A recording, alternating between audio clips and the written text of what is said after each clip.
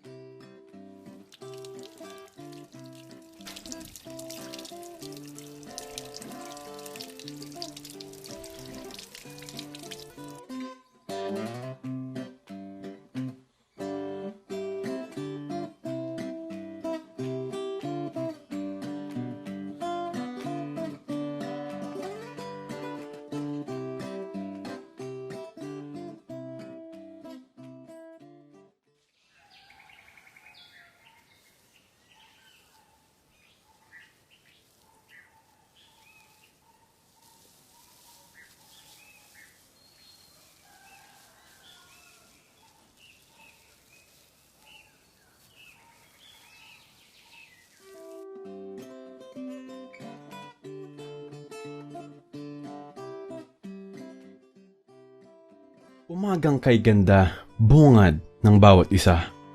Makinang ng ngiti, namumutawi sa bawat labi. Ibang galak ang bigay sa bawat pusong nilalang. Sana'y walang magbago sa bawat paggalaw ng oras. Samahang walang katulad, gabay mo ang kailangan sa bawat pagsubok ng buhay. Anong saya kapag laging kapiling, kasiyahang hindi naihahambing. Laging kasama sa lungkot at ligaya. Ikaw ang nag-aakay sa oras ng dalamhati upang sa gayoy maging matatag na lagi. Kay sarap lasapin, hindi ba? Ang tunay na pagmamahal ng bawat isa. May unawaan at bigayan, walang naiiwan, lahat nagdadamayan.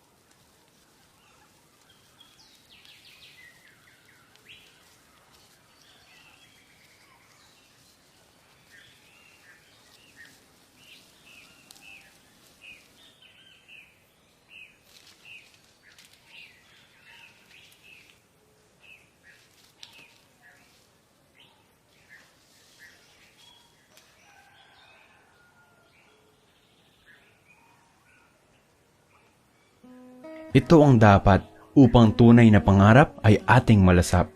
Kay sarap ng pagsasama, tulong-tulong sa pagbuo ng pangarap. Ikaw ang liwanag, tunay na walang katulad. Pagmamahal na angkin, tunay ngang yayakapin. Walang dapat sayangin sa bawat oras na kapiling. Ganyan ang tunay na pag-ibig, pag-ibig na walang maliw.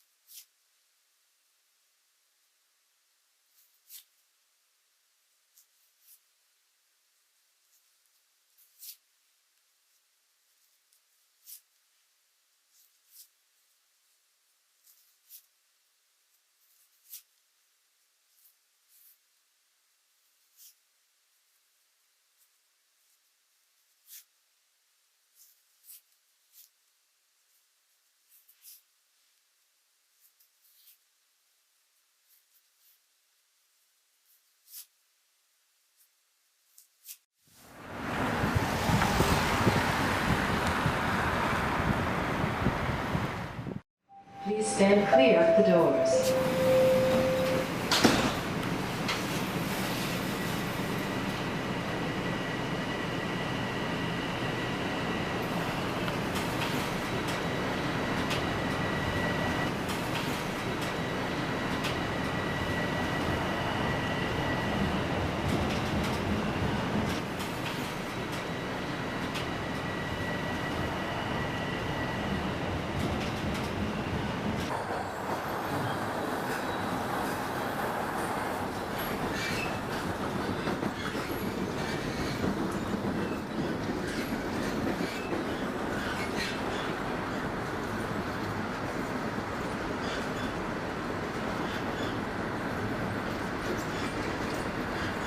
تو جام گرد کنی تا ز آب تر نشود، هزار قوت تو را خوردنیست در دریا.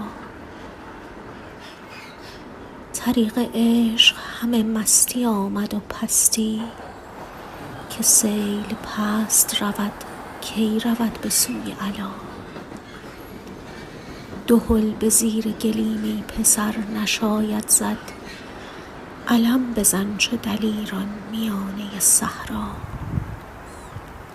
چه اضطراب که بالا و زیر عالم راست، ز عشق کوست منزه ز زیر و از بالا.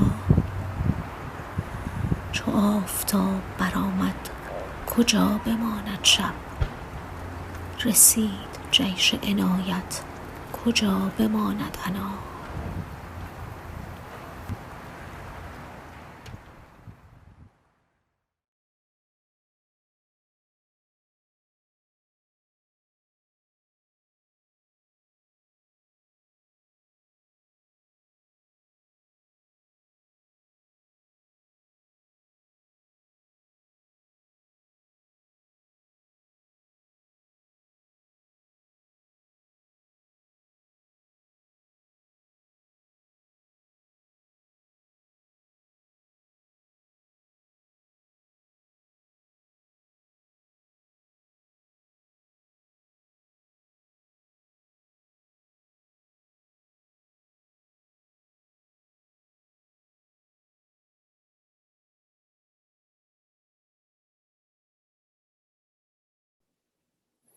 In our next film, Cajon, Box, by Andrea Guerrero and Daniel James Magayon, an overseas Filipino worker is longing to go home, but struggles to send money to her family during the pandemic.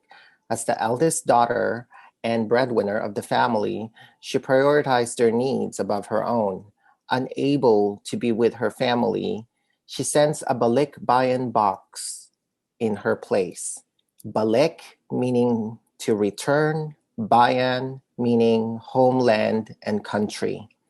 Filling this box with care packages to send to her family back in the Philippines, this box becomes more than an object. It symbolizes a connection of kinship and a lifeline for home and back to families. Due to her longing to be with her family, placing herself inside the box as a symbolic act of returning back home, back in the Philippines. The symbolism of the balikbayan box resonates to a lot of diasporic Filipinos who may seek a better life and the idea of providing for families. Although this nomadic essence of the box object also harbors a sense of materialistic needs, a need for westernized ideologies that articulates a neo-colonial aspect which travels to Southeast Asia. Yet another way how the balikbayan box becomes complex and a symbol of happiness for some and sadness for others. Sometimes family members don't understand the hardship one must go through just to provide for families back home. These complex relationships of family dynamics are just some of the narratives for many overseas Filipino workers, as expressed and illustrated in this short film. Once again, Cajon, Box.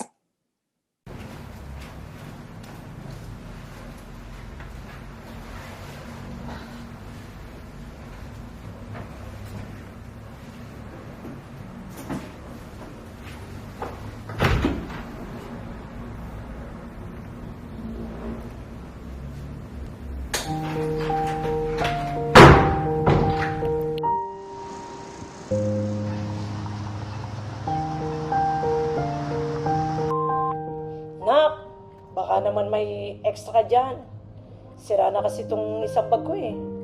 Alam mo naman na siguro yung taste ko, di ba? Oh, salamat na ka. Ate, lumabas na yung bagong sapatos. Masasabi mo ba yun next na padala mo? Salamat, ate. Uy, nak, pwede mo bang bilan ako ng bagong cellphone? Lagi na kasing hawak ni Bunso yung cellphone ko eh. Bibigay ko na lang sa kanya yung luma. Oh! Talaga ba? Yun o? Ako doon. Dito nga, doon, yun.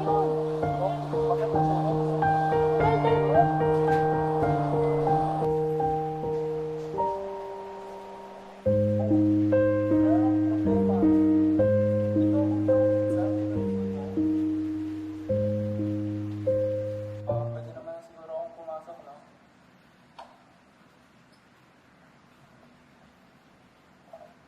Ano yun naman, Alex? Saglit lang. Bibili lang ako ng food para may makain tayo sa loob. Kung umuwi ka na lang kaya ko naman sarili ko eh. Libre ko na nga eh. Sige na, saglit lang ako.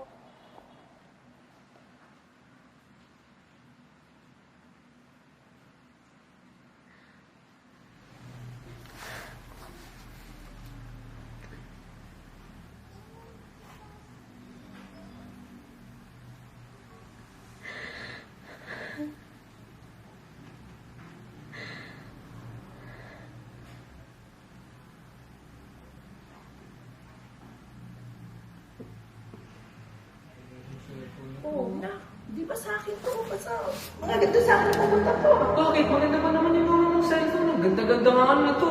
Pero mas maganda to. Ate, di ba sa akin to? Oh, di ba?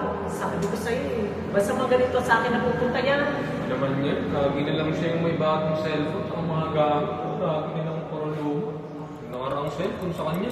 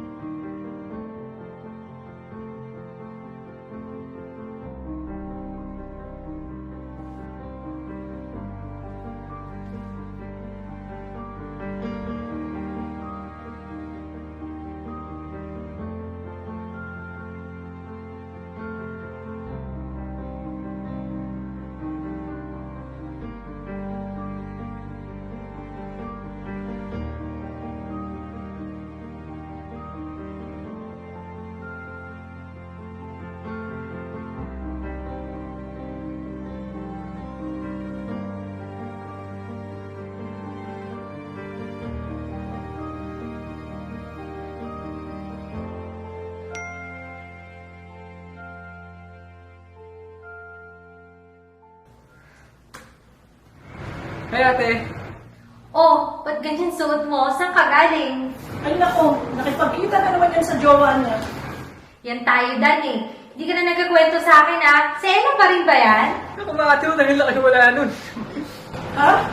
Eh, kanino ka naman nakipagkita? Tamo, pati si Mama hindi nakilala yung kinikita mo. Eh, ano naman kung hindi ko kwento sa inyo? May kilala nyo rin naman. Oh, eh kailan naman? Pag nabuntis mo na. Hindi na naman tayo sa mga ganyang sermon eh.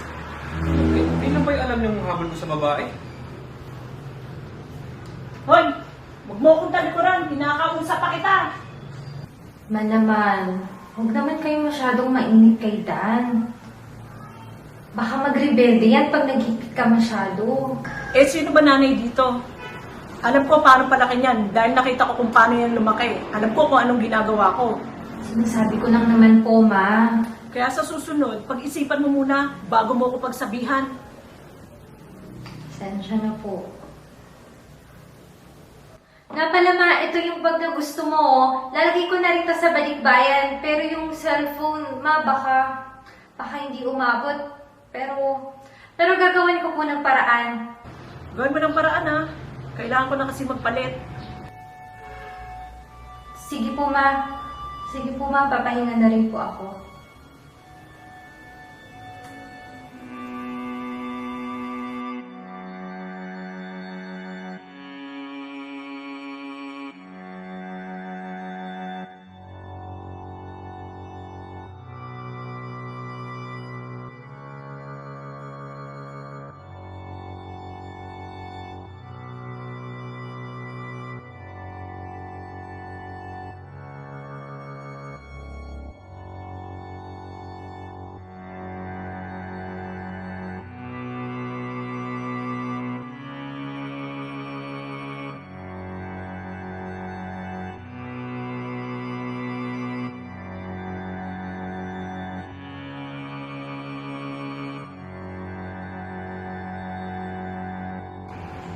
Halina kayong dalawa dito.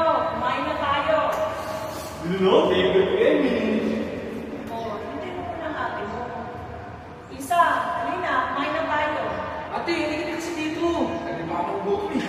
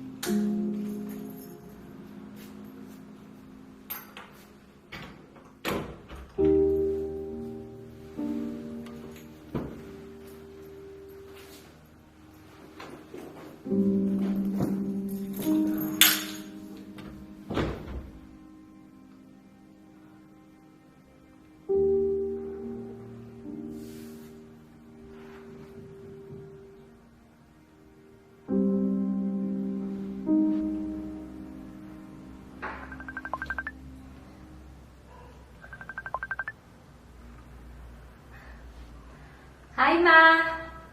O Isa, magpadala ka nga pala dito sa Biyernes. Paubos na yung grocery dito. Ha? Ikakapadala ko lang last week, di ba ma? Ba't naman naubos agad? Si mama kasi laging may bisita. Man naman, yung pang-grocery na binibigay ko, sa inyo lang yan eh. Paano pala kung wala akong mabibigay sa Biyernes? E di sana wala kayong makakain? Naku, Isa.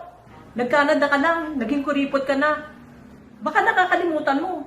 Wala ka dyan kung hindi ako naghirap dati sa trabaho ko. Mag-aral ko lang kayo. Tapos magdadamutan mo ko? Man naman, kailan ba ako nagdamot sa'yo? Ay, ang ginagawa mo. Sa tuwing may hingin ako, wala akong narinig kundi reklamo. Ma, hindi ako nagre-reklamo. Pinapaalala ko lang po na mahirap mag-ipon ngayon dahil sa pandemic. O ano? Magugutom na lang kami dito? Kailan ba kayo naubusan dyan, ma? Lahat binibigay ko sa inyo para lang masaya at busog kayo. Kahit na madalas, pinipili ko na wag na kumain o bumili ng pang sarili para lang mabigay ko yung gusto nyo. Isipin nyo naman yung kalagayan ko, ma. Buti nga kayo dyan magkakasama. Paano naman ako, ma? Kahit wala akong kasama, at gusto ko umuwi dyan.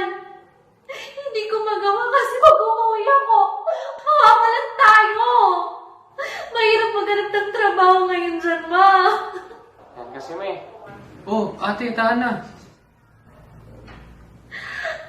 Ayoko bilang ng sarili ko kasi mas gusto kong nabibigyan kayo. Kasi napapasaya ko kayo. Ang hinihi ko lang naman, maintindihan nyo na hindi madaling kumuha ng pera ngayon. Mas gusto ko na lang talaga umuwi. Gusto ko na lang talaga umuwi at makasama kayo dahil ang hirap ng sitwasyon. Ate, tahan na.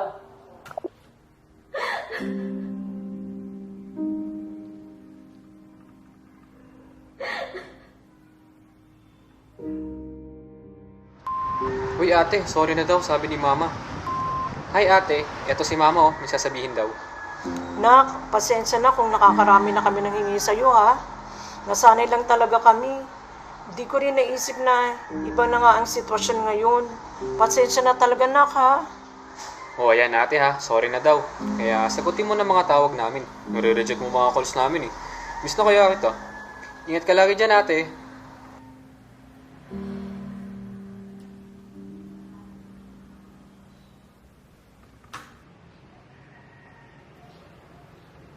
Ma, si ate! Miss niya ako! Uy, nak, sorry talaga, ha? Naging palahingi ako sa'yo noon. Alam ko namang mahirap ang sitwasyon ngayon. Hayaan mo, magtitipid-tipid na kami dito para man makapag-ipon ka para sa sarili mo.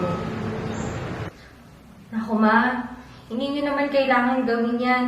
Siyempre, unahin ko pa rin kayo. Naku ate, mas deserve mo yun. Kaya nak, mag-ingat ka lagi dyan, ha? Huwag mong gugutumin ang sarili mo. Opo, ma. Ay, nga pala, ma, Dan, bukas papadala ko na yung balikbayan. May papahabol po ba kayo?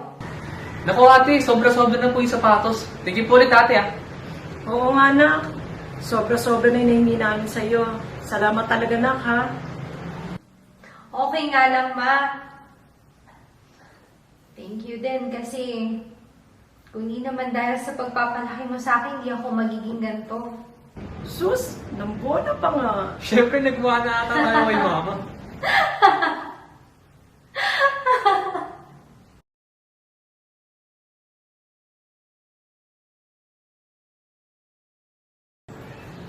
Ma, dito na yung padala ni ate. Dali, tawagan mo ate mo para mag-thank you.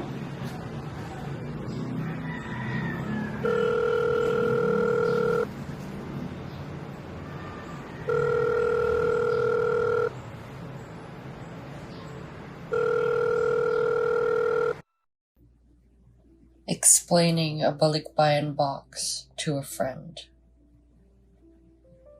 It's a box that means go back to your country. Something about that still haunts me. That there's a word that describes an object as much as it defines a very specific pain. There was a time this word never existed, when no one had to go back to their country in a box.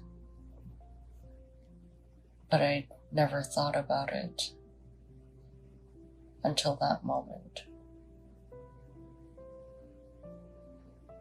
And when I thought about it, my stomach was a pit. Something isn't right. So many meals with an empty seat. So many full bellies with empty hearts. Too many unkissed foreheads and scraped knees. So many, too many.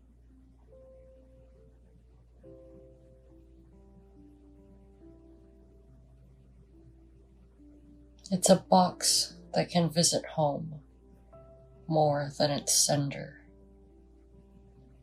8 square feet of cardboard bursting at the seams, filled with parts of ourselves that couldn't be there. Messages we couldn't send through a phone call. So we bought them and sent them in a balikbayan box.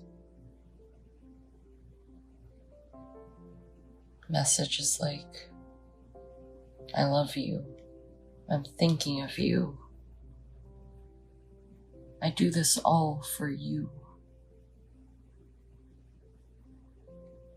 The most important message of them all. Please forgive me.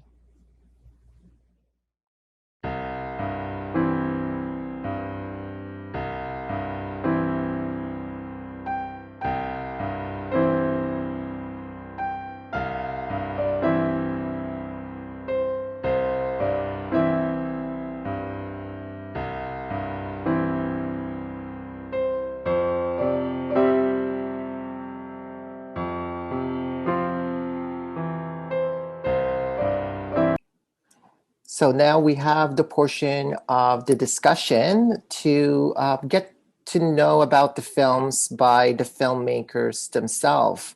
I will now introduce the creators. First, we have Raha. Raha is an Iranian-Canadian emerging artist, Toronto-based, born and raised in Tehran. She had master's degree in telecommunication engineering and 15 years experience before studying drawing and painting at OCAD University. Her multidisciplinary work span from drawing, painting, installation, digital art, and making short films to question how people are interconnected through their identity in different parts of the world despite their distance and their differences. Her works are reflections of her own lived experience in witnessing people who are suffering due to social or political issues in other parts of the world. She has participated in several group exhibitions in Iran and Canada, and now with a collaboration between OCAD-U and Mapua University of the Philippines. Next is Leonard Ventosa.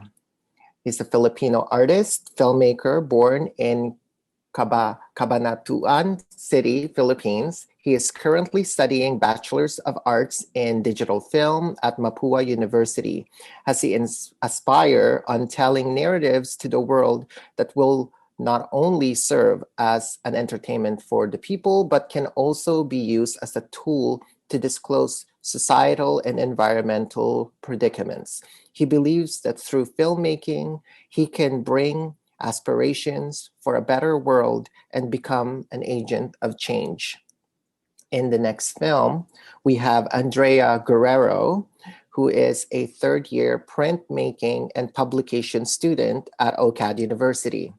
Her work explores themes of diaspora that contemplates and the destructive and transformative pull between trauma and healing. Born in the Philippines and raised in the Bahamas, she has lived in Toronto, developing her practice for the past 4 years. Through a multidisciplinary approach, she explored the fragmentation and reassembles of the self-expressed through the body and its relationship to the land. Next is Daniel James Magayon, who is a film director, cinematographer, writer, and editor, currently studying Bachelor's of Arts in Digital Film at Mapua University, and mainly focus on creating films that relates to current Filipino and political issues in the Philippines in a serious and also entertaining way. The reasons he decided to become an aspiring filmmaker is to create films that will educate the audience about our current relatability issues in an entertaining way. And our guest faculty speaker for today is Natalie Waldburger. Natalie Majamba Waldburger's current work is open disciplinary and seeks to understand the complexities of respectful collaboration and practitionary work. Embedded in this goal is a questioning of distinct disciplinary boundaries. Because of this, institutional critiques has become the focus of her work, as over the years, Natalie has also worked in administrative and teaching positions in a number of institutions. This work is characterized by collaboration and participatory practices. Natalie completed a BA in Gender Studies and Film at Queen's University before enrolling in the Drawing and Painting program at OCAD to pursue painting and installation work. This was followed by New Media Design and Animation at Sheridan and an MFA at NASCAD University in Media Arts. Natalie has chaired a number of programs in the Faculty of Arts and is currently the interim chair of Sculpture, Installation, and Life Studies. The Life Studies area was the focus of Natalie's appointment at OCAD-U. As a specialization position in the Faculty of Arts, the Life Studies brings together the arts, science, and humanities to cultivate interdisciplinary studio art practice. These pedagogical approaches speak to Natalie's own art research practice, positioned at the intersection of sustainability, social justice, and ecological respectful art practices. Collaboration is also a significant part of her work with the Drawing Board Collective alongside with Amy Schwartz and JJ Lee. So I introduce you today to all of the panelists. I'll let you lead the first question, Natalie. Thank you, Julius. So I want to thank you for all the filmmakers for your work on these incredible, thoughtful films. They really speak to the time that we've gone through over the past year and a bit. They're a documentation, I think, of the kinds of unknown pressures we've felt in these uncertain pandemic times. And what I've noticed, what characterizes artistic expression in this time is this greater need to share narratives, reflect on our relationships, whether that's interpersonal or societal and political, and also the willingness to tackle with honesty the difficulties that are facing many of us. So in that light, I'm very excited to see these two films together, and thank you to Dr. Lago and Professor Manapul for the curatorial framework of kinships, objects, and narratives. As a group, we had such a great conversation about this pairing of films last week, and it's been wonderful to see that work unfold for the last 10 months as well as you've been creating them. So I particularly wanted to focus on the object as a metaphor that has shaped both these films, that idea of a metaphor, whether it's the presence of the rope that ties together two different material and societal realities, or the balik-bayan box that becomes a stand-in for family and sacrifice across the distance of time and across physical space. Both of these objects resonate with ideas of connection and isolation simultaneously. As the two objects move from narrative devices to figures or like characters themselves in the films. The figures of the box and the rope also speak to the overwhelming prevalence of the diasporic experience from differing points of view. So I want to ask all the filmmakers here about their individual perspectives in relation to these ideas of home, homeland, displacement, and origins as spoken through these objects. You each have presented contrasting connections to these objects that situate narratives from almost opposite ends of these objects' journeys.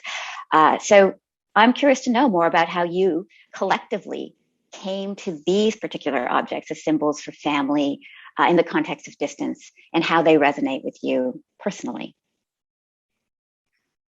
And really, whoever wants to jump in can do so. Yes, I'll jump in first. Thank you for that wonderful question. When Daniel and I first started working on the film together, when we got to know each other, we realized that we both had family members who were frontline workers and essential workers in the health industry. And so we were thinking about what that strain might be like for them. And the more we talked, I also realized that both of our fathers were OFWs, overseas Filipino workers, at some point in our lives. And so that became a real point of connection. And when we began to think about something that we could kind of ground that shared experience in, we happened upon the Balikbayan box because it is such a symbol of that phenomenon of people having to leave home and this box is more than just a container. It is that lifeline that tethers people to the ones that they love, that they feel that they have some control over being able to express that affection for them and maintain that connection with their family members. And in addition, ma'am, the box really represented as herself, putting herself in the box, literally at the film. And as we saw, she wanted to go home, but she can't leave her obligation as the breadwinner in her family. So in that aspect, the Balikbayan box speaks that she puts all her hardship, all her work, her love, herself to that box to send to her family. Okay, I guess I'll go next. And by the way, good morning and good evening to everyone. And yeah, it's interesting because we not only use those objects as a random prop in our films, and instead we kind of involved it in a manner of making it as a part of a story, as a part of our narratives together. And it's also interesting because when Raha and I came up with the idea of using rope in our film, we had two different perspectives and interpretations of how we view it. And so we kind of, although there was certain like contrasting elements in how we viewed it, that didn't really hinder us from progressing through our film. And instead, I think the irony of it is just we kind of connected through those contrasting elements, and I think that was something that we really tried to convey. And so, well, as for the first narrative, it kind of it talks about, it relates to like the unity of people being together, and how you'll have always someone to lean on when it comes to challenges and struggles and all the problems, and those like single filaments, they represent an individual, and when you bind them together, they become more stronger, they become resilient, and I think that really showed how we try to convey it and represent it. It's not just how we utilize the rope, it's the meaning behind it actually, and it's a more metaphorical representation of it. So I think, yeah, that's really how we progress through it, and then afterwards we kind of followed it with the next narrative, and that is Raha's interpretation of the rope. And so maybe Raha, you can add something about it. Sure. Good morning and good evening to everyone. Yes, rope becomes a body for our narrative, for our film. It connects the two narratives, and in Kenaf, rope was a metaphor for me, a metaphor of the injustice and the issues that makes people being killed because of the political and social issues in different parts of the Middle East. And unraveling it for me was is symbolizing resolving these issues and making a better world. And rope, as you know, is the main use of rope is connecting together, and this help to connect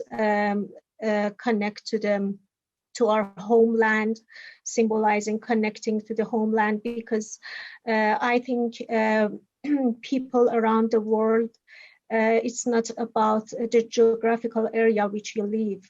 Wherever you live, you are always connected to the land of your origin in different place of the world. It's well answered. Thank you, Raha. Also, just a reminder for the audience, if you have any questions, just write them down at the Q&A portion of the box. and I will relay it to our filmmakers. I also want to encourage Mr. Chavez and Ms. Largo if they have any questions pertaining the two films. Thanks, Julius. Oh, sorry, John, would you like to go ahead? Marisa, you can go ahead. Okay, thank you. So thank you all for these beautiful films. They really speak to these values of bayanihan, utang ang nalob, and ideas of resiliency and solidarity. My question is related to these values. How do you see these values of connectivity and resilience magnified during the pandemic, and how did that inform your narratives?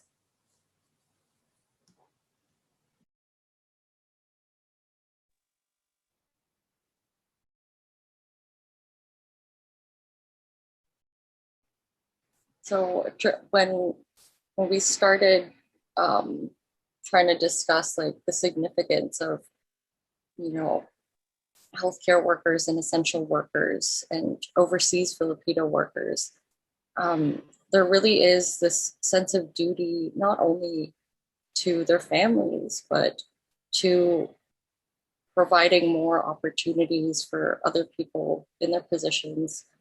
And I feel like that connectivity is nurtured by the relationships that people are so desperate to maintain.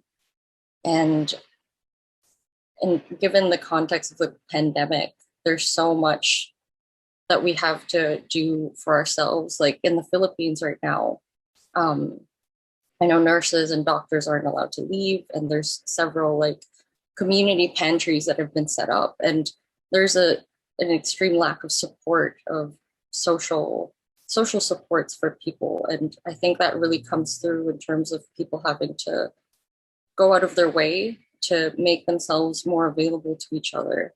And that's only been amplified by the situation that we're all in right now. And also to add, in a Filipino family, it's I think it's a tradition to always give back to your family or to your parents for all the things that you have done for you since you were a kid till you graduate. And it's a very respecting way of doing it, to give back on what they have, what they been through with you, raising you actually. So it's a really a nice tradition to the Filipino, and we really want to focus on that kind of the utang na loob kind of talk in our film.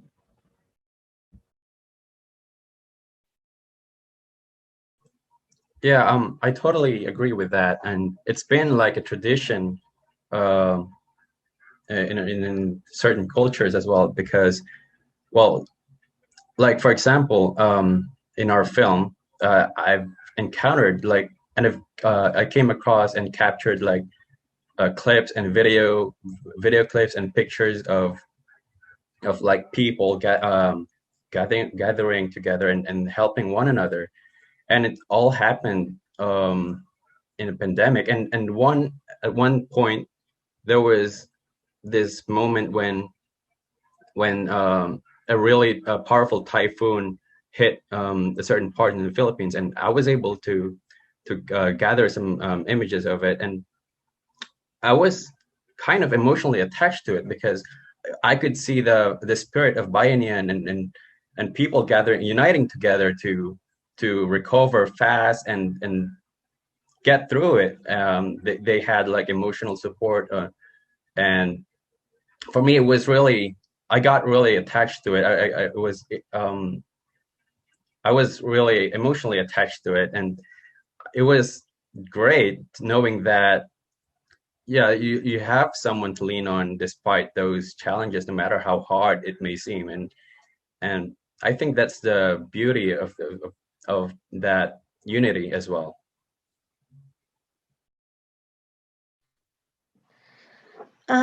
Yes, during the pandemic, I think pandemic itself was a help for me for this project, because staying at home make me more focused on my work, and I had more time to spend on this project. Also, in terms of shooting, for example, shooting in TTC, it was really helpful because it was not a very busy like normal day. And I think it had a positive effect on this project for me. Thank you for those answers. Mr. Chavez, do you have questions for our panelists? Hi. Such powerful use of signs and symbols in your obra maestra. Okay, very good use of semiotics.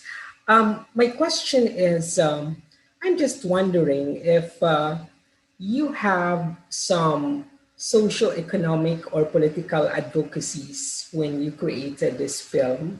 I can sense some political undertones in Raha's messages. So I would just like to ask, aside from entertainment, do you have any socio-economic or political advocacies that you would like to, share with the audience when you created these films? Thank you. You're welcome. Could you please repeat your question? I couldn't get exactly.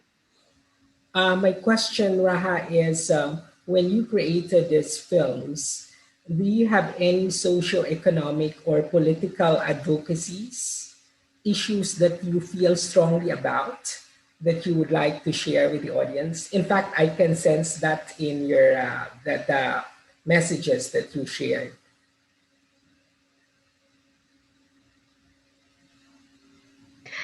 Yes, of course. We always we are witnessing political and social issues in Middle East.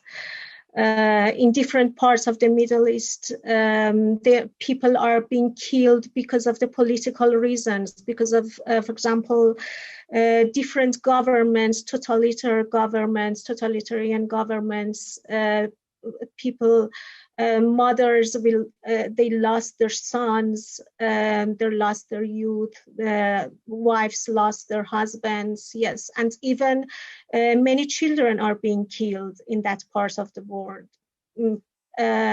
Each country in the Middle East you see, all of them have the same problem in different manners, and when you are and when you are far from there and you still feel connected to that land,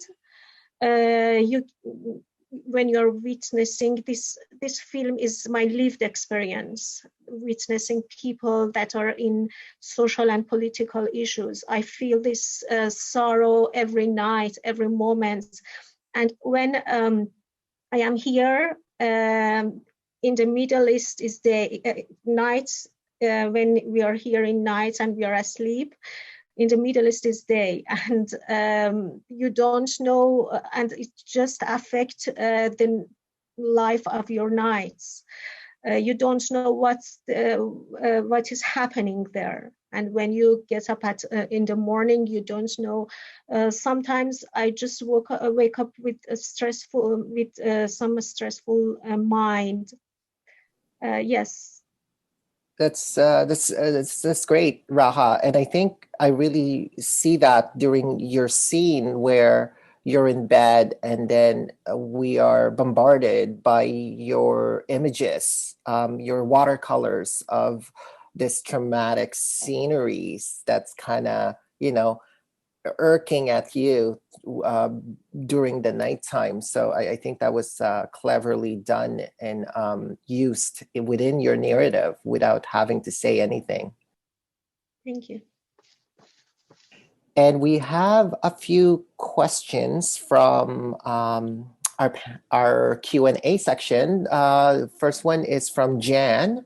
They said Cajon is very distinct to the other films shown, not only because it tries to emulate a singular narrative that seamlessly blends video from two different countries, but also it is bigger production. Accordingly, how did the collaboration process and the allocation of tasks between two artists look like in making a short film, especially since it's done remotely? Yes, Andrea. Yeah, so I think the biggest thing that we had to focus on was playing to our strengths. And Daniel, being the wonderful filmmaker that he is, as much as I communicated ideas, there was a lot of creative control that we both kept and respected in each other's work. And I think that worked out for the best because there's a certain amount of freedom that comes from that, and being able to have that really brings out a lot of playfulness and also inventiveness from both sides. But yeah, we had to work through a couple obstacles regarding casting in particular, because getting people together in a closed space was very difficult during the pandemic, and we actually had to change our story at some point because one of the actors wasn't available. But yeah, I think just knowing what we do well and sticking to that, and then coming together when we needed to support each other to find more creative solutions. Yeah, actually, it's just a matter of learning the strengths and weakness of your partner, so that if there's any weaknesses, you can fill each other's holes, and you can fill each other's strength, and in that way you can actually you can strategize on how you can work on this kind of problem. Because if we really do have that kind of a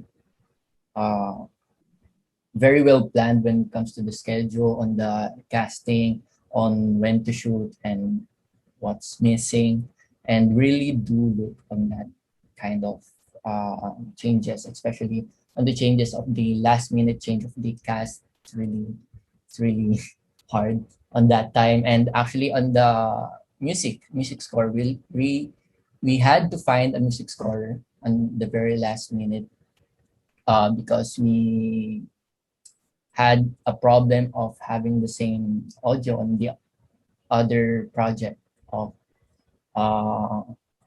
in these films. So really had those last minute changes. But for the seamlessly looked like a one film, but I've asked Andrea to shoot some fillers so that our film looked like it's shot in Canada. And with the help of Sir Julius, he helps fill the small detail mistake, like the trees of the background in the cover. So yeah. I was like, you need to add somewhere in Toronto where there's a bunch of trees to insert in there. What I find interesting was that transition between the narrative, and then we have this kind of journal entry monologue at the end from Andrea, because what I find that it gave us almost like an insider thoughts of a specific thinking and emotions and narratives. It gives us another side within that narrative. And to me, I really love that nuances of we have the actual narrative, and then at the end there is another in-depth narrative that really harks towards almost like a journal entry. How was, I guess, to extend the question of that question, how is that choice, like how did it kind of fruition, but also how did it feel when you were making those decisions? Yeah, the decision to include that, I think, brought so much more layering and a reflection on the topic that we're kind of circulating around. And I think, yeah, I have been thinking about this for a while, and I think safe to say, like, throughout my life, and that there's this sense of longing that is always trying to be fulfilled. And it had me thinking about, what are the things that shape these circumstances to make this such a phenomenon, that it's almost expected that someone will go away from their families to work abroad. And there's like a history behind that, and it's rooted in colonialism and imperialism, and people being forced out of where they live to find opportunities because of the lasting effects of that damage. And yeah, I think including that kind of reflective moment, I think, was a very intimate way of bringing someone into the space of, like, how do we think about these things and how do we process those feelings?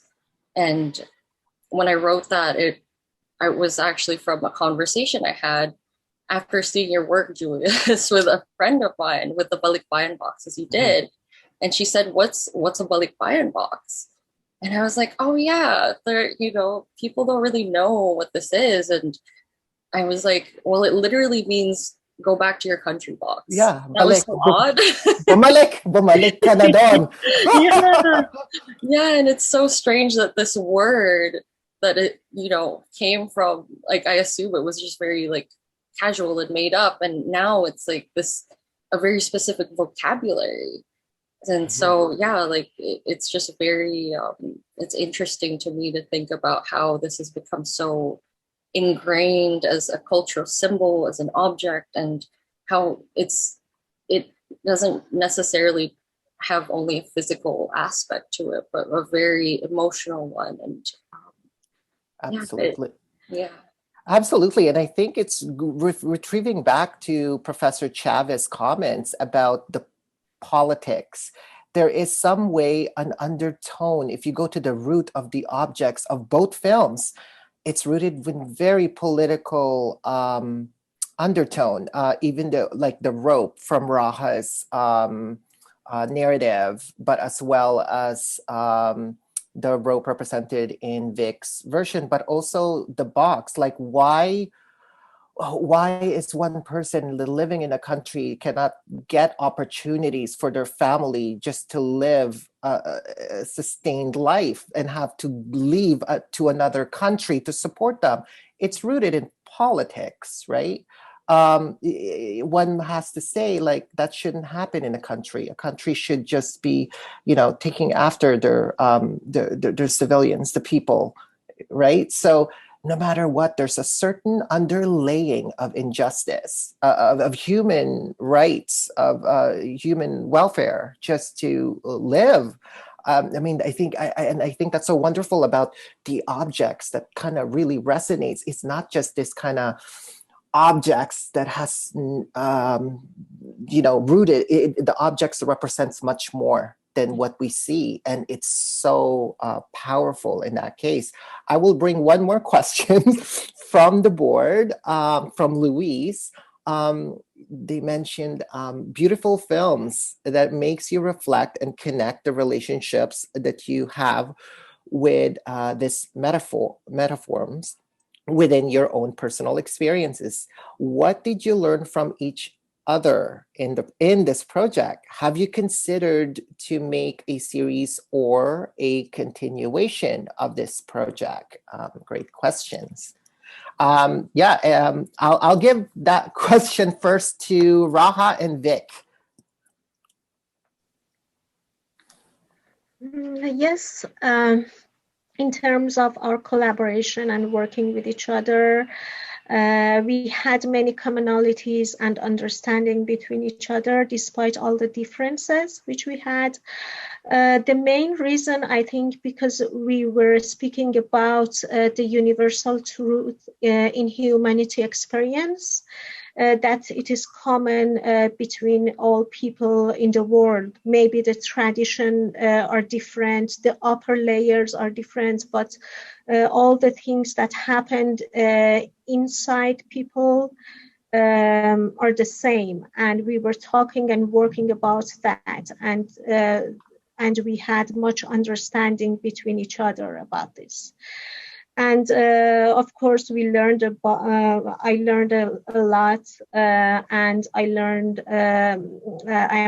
This project opened up many possibilities to me, and I learned, and I had a knowledge about another culture, and in terms of connecting in the culture, because we were working on cultures, and cultures in different societies, the deeper layer of cultures are the same, but the upper layers are different. And when we connect these two films in terms of culture, it's made easier for us to connect those narratives.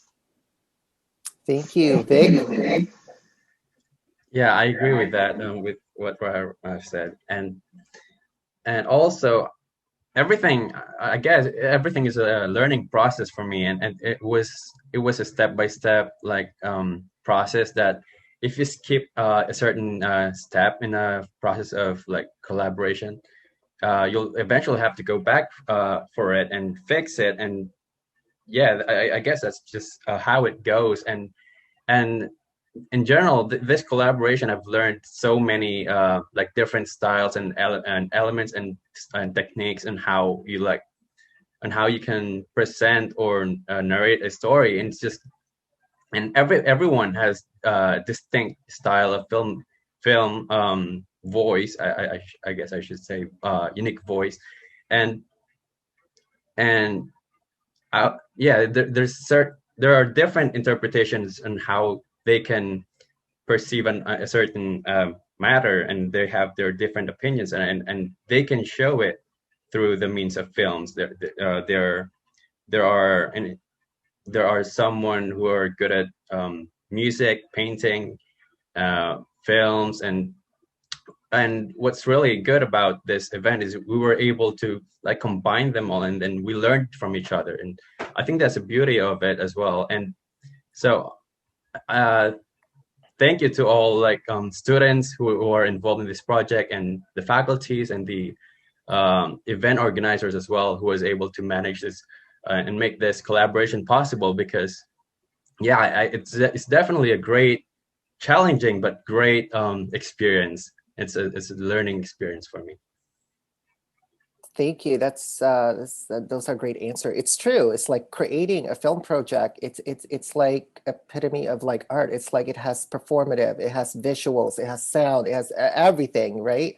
It's you really got to work as a group, as a team, and with that kind of visual manifestation of a vision, right? In as a group. And I think that's what amazes us as well with all of the students, like how you manage to kind of create that vision within distance, but still kind of manifest and produce work that is so cohesive. I guess I'm going to pass that same question to Andrea and Dan. Louis' question about own personal experiences. What did you learn from each other from this project? And have you considered making different series? I think the biggest thing that I learned was how like amazing it is to have someone who understands the experiences that you're talking about, especially when you're collaborating. Like, to not have to explain very complex feelings, and for there to be just a very like understanding, a mutual understanding between the two of us as partners in this collaboration.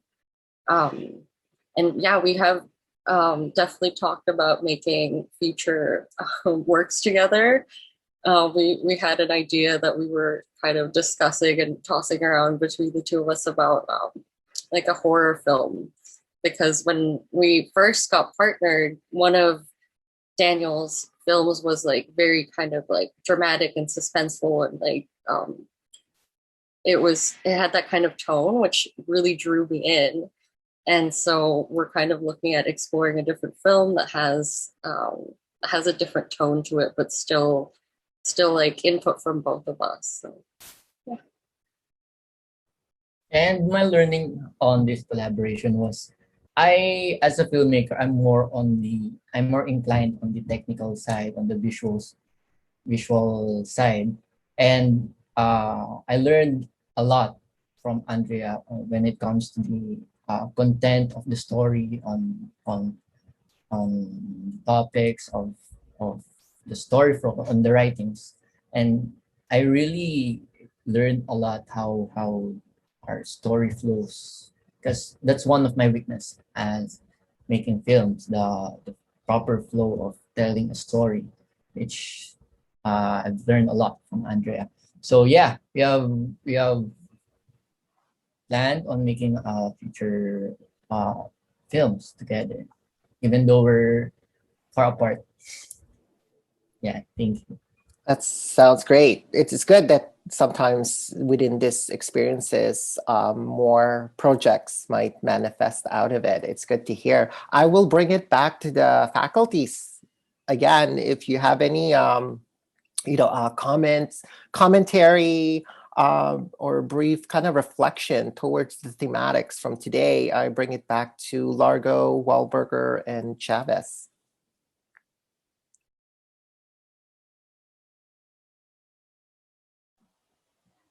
Just a fantastic job to all of the students. They really are touching narratives, beautifully done, with the Balikbayan box cajon. It brought me back to my youth, when my parents were sending back Balikbayan boxes and they asked me to sit on the box to compress all of the objects in the box.